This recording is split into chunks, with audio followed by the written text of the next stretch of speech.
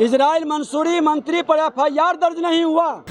माननीय सुरेंद्र यादव जी सेना पर एक बार बोले, लोगों ने समझा एक संजोग है, दोबारा बोले। बिहार विधानसभा बजट सत्र का आज दूसरा दिन है, लेकिन हो हंगामा और शोर शराबे के साथ शुरू है। आपको बता दें कि जिस तरह से बिहार विधानसभा के विपक्ष के नेता हैं विजय कुमार सिन्हा, वो जो है इस्राइल मंसूरी जो आईटी मंत्री हैं उनके ऊपर गंभीर आरोप लगा रहे हैं। वो कह रहे हैं जिस तरह से उनके ऊपर क्रिमिनल एक्ट है, सरकार उन्हें बर्खास्त करे, नहीं तो हम सदन चलने नहीं देंगे। वहीं पे जिस तरह से बिहार की स्थिति है, इसको लेकर के भी उन्होंने कहा है कि बिहार में जनता राज नहीं जंगल राज आ गया है। लगातार हत्याएं की घटनाएं बढ़ती जा रही है, आपराधिक घटनाएं बढ़ती जा रही है। और भी क्या कुछ कह रहे हैं विजय कुमार सिन्हा, छोड़े जाते हैं उनके तमाम बयानों के साथ।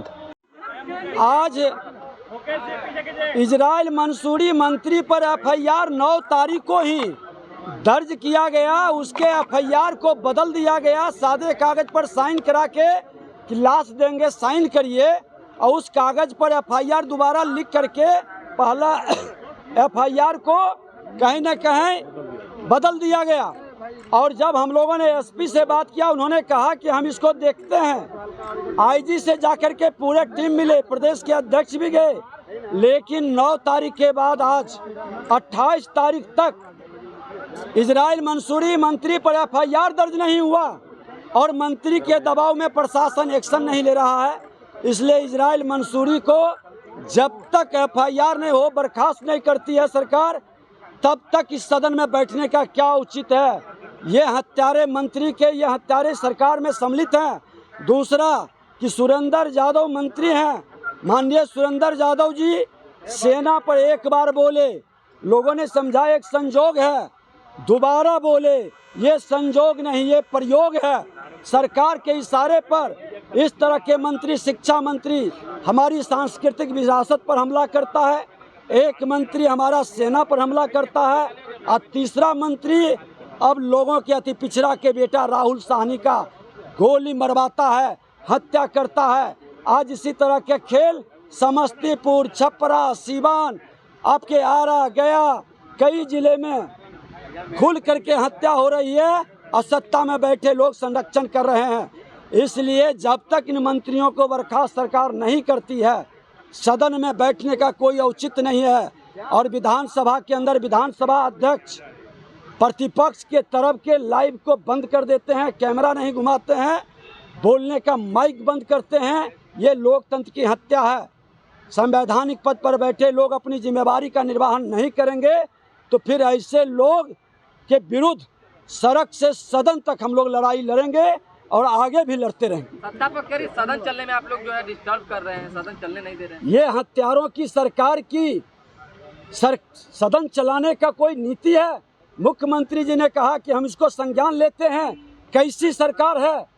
हाई प्रोफाइल मामला है मंत्री से जुड़ा, और इतने दिन के बाद भी, 24 दिन के बाद भी सरकार को संज्ञान में नहीं है।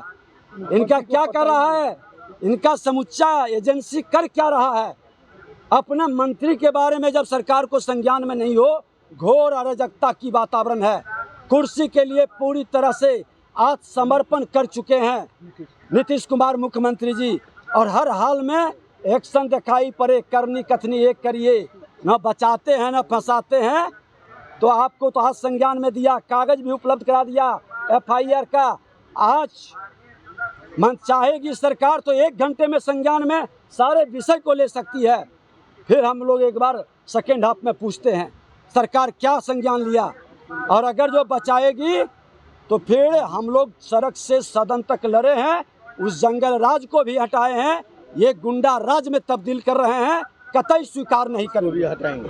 पूरी तरह से अपराधियों के चंगुल में सरकार है। हर जगह खुलकर हत्या, अपहरण, लूट, बलात्कार हो रहा है। मैंने कहा ये गुंडा राज स्थापित कर दिया है, और गुंडे राज को खत्म करने के लिए जनता की बात को सदन में उठाते हैं तो हमारी बात को दबाया जाता है। ये लोकतंत्र के हत्यारे लोग हैं।